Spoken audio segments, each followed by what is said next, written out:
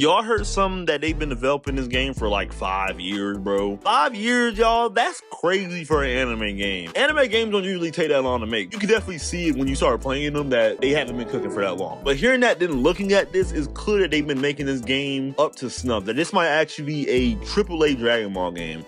I know what you're thinking, but what about these Dragon Ball games? No. Now look, I'm not saying these games are terrible.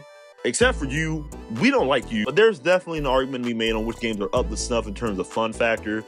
And in my opinion, the definitive Dragon Ball games off of the modern era of those games is probably Kakarot. And it's for good reason. It's made by CC2. If you're not familiar with them, they're the developers of the Naruto Storm series. And in my opinion, you can definitely substitute the anime for Naruto with these games and understand the story perfectly.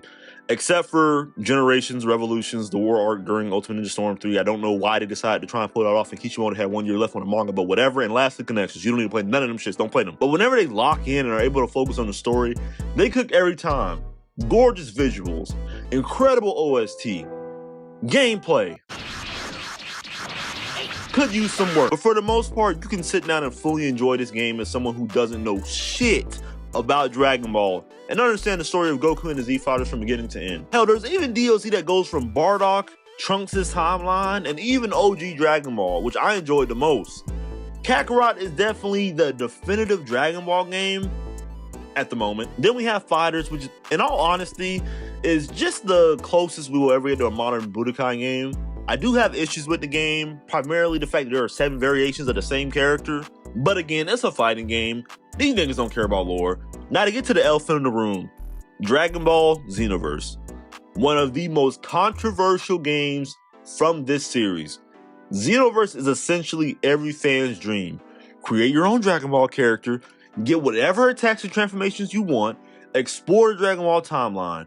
You become the main character of Dragon Ball. The problem is that it refuses to die. At this point, Xenoverse 2 has been out 7 going on 8 years, bro. And I gotta give credit to Bandai for milking it this long. There is an abundance of DLC packs from all types of Dragon Ball media that played this game. From movies to characters who arguably should have been in the game to begin with. But brother, doing the same thing in this game for 7 years gets old, bruh. This game was the closest thing modern fans had to a Tenkaichi experience, and it was mediocre at best. Rumors of a Xenoverse 3 kept hitting the community, but nothing ever came of it, and we know why now. Tenkaichi 4, which you're calling Sparking Zero, I'm not calling it that, is a chosen one the prophecy has told us about.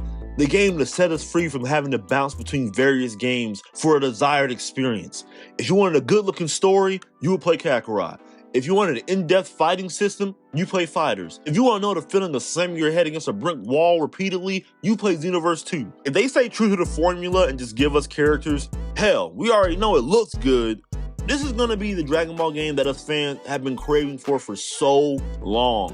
Which is why I bought several controllers, because the beam clashes finna be crazy.